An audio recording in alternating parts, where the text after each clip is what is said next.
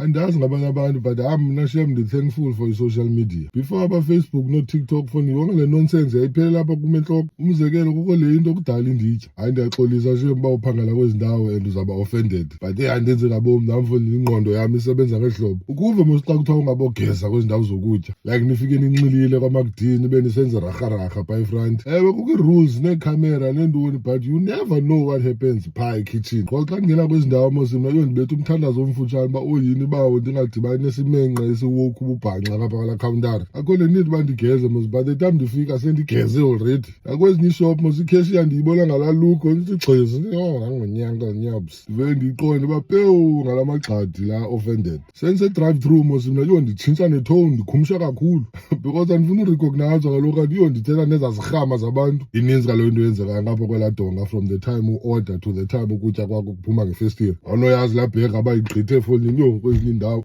But ke asikho lapho namhlanje guys, uyancoma wena sweet and sour le bhega uyityela emnxilweni ucimele kanti ithiwe secret sauce ye-hawk just because uthetha ububhanxa kule internet. Wowu akunzima.